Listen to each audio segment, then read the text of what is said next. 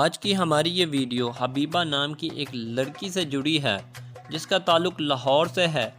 वो नहीं चाहती कि इनका नाम ज़ाहिर हो, लेकिन वो अपनी कहानी इसलिए सुनाना चाहती हैं कि इसके ज़रिए कई नए जोड़े समझ सकेंगे कि पहला सेक्स हमेशा रोमान पावर नहीं बल्कि बाज़ औक़ात इंतहाई तकलीफ़ दे मरहला भी हो सकता है। हबीबा की शादी 3 साल कबल उनके कज़न से उनकी पसंद और ख़ानदान की रजामंदी से हुई थी। मंगनी के बाद हम हर मौजू पर बात करते थे, यहाँ तक कि सेक्स और अपने बच्चों से मुतालिक मनसूबा बंदी भी करते। हमने कई बार पोर्न वीडियोस पर भी बहस की और ये वीडियोस शेयर भी की। यानी मुझे ऐसा लगता था कि मेरी अपने मंगेतर से दोस्ती है तो हमारे दरमियान सेक्स मुश्किल नहीं होगा। हबीबा कहती हैं कि इनके शौहर भी इस वक्त यही समझते थे कि पहली बार सेक्स का सबसे मुश्किल मरहला हार्मोन्स का फटना होता है, जिसकी वजह से खातून दर्द महसूस करती है। हम दोनों समझते थे कि शायद ये दर्द चंद सेकंड्स में ख़त्म हो जाता है। मेरे शौहर को शादी के दिन इनके शादीशुदा दोस्तों और कज़न्स ने भी यही बताया था कि हम दर्द के बारे में ना सोचें, वो तो कुदरती है, बस तुम्हें हर सूरत सेक्स करना है। हबीबा कहती हैं कि शादी के दिन इन्हें खुशी के साथ इस बात पर गुस्सा भी था कि वो अपने घर से दूर जा रही हैं और इसके साथ किसी मर्द के साथ सेक्स का खौफ भी। ये सब कुछ मिलकर मुझे थका रहा था और मैं चाहती थी कि सब जल्दी ख़त्म हो जाए। उन्होंने बताया कि शादी के रात सेक्स के वक्त मुझे दर्द शुरू हुआ और चंद ही लम्हों में ये नाकाबिले बर्दाश्त हो गया। अब मैंने अपने शौहर को रोकती रही, यहाँ तक कि मैंने चीखना शुरू कर दिया।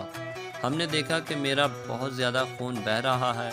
हमने इंतज़ार किया मगर दर्द ख़त्म ना हुआ और ना ही खून बहना।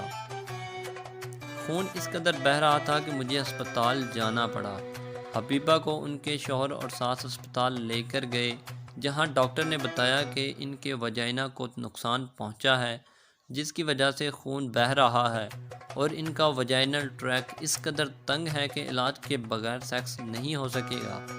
हबीबा बताती हैं कि वो बहुत शर्मिंदा थी और इन्हें लग रहा था कि वो अपने ख़ानदान के लिए शर्मिंदगी का बाइस बनी हैं।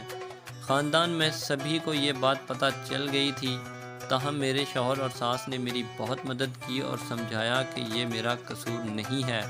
डॉक्टर ने कुछ स्कैन्स और अंदरूनी अल्ट्रासाउंड करने के बाद इन्हें बताया कि इनके हार्मोन्स टिश्यूज़ मोटे हैं, जिसकी वजह से सेक्स में मुश्किल पेश आई है।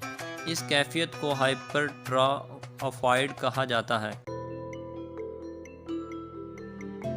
जो 30 साल या 25 साल तक मतलब इनहिबिटेड रहे हैं एक चीज़ से, उनकी फैंटेसीज बहुत हैं। उन्होंने मूवीज़ में देखा हुआ है, उन्होंने टीवी में देखा हुआ है या व्हाटएवर, वो फैंटेसी वर्ल्ड है कि this happens like this, it's not like this. Female genital tract है, इंटरकोर्स के लिए उसको ग्रेजुअली डायलिटेशन चाहिए। फोर्सिबली अगर इंटरकोर्स होगा तो फीमेल ट्रैक में टीयर्स आ जाते हैं and which are really irregular and they are very very painful, और स्टिचिंग करनी पड़ती है और फिर स्कार्स रह जाते हैं। आइंदा लाइफ के लिए बहुत प्रॉब्लम्स आ जाती हैं फीमेल के लिए। मेल में इरेक्टाइल डिसफंक्शन आता है, इरेक्शन नहीं होती तो इंटरकोर्स नहीं होता, प्रीमेच्योर इजैकुलेशन होती है तो भी इंटरकोर्स नहीं होता। फीमेल में एक पेन का फियर है, पेन का फियर जो है वो मेल नहीं दूर करना उसका।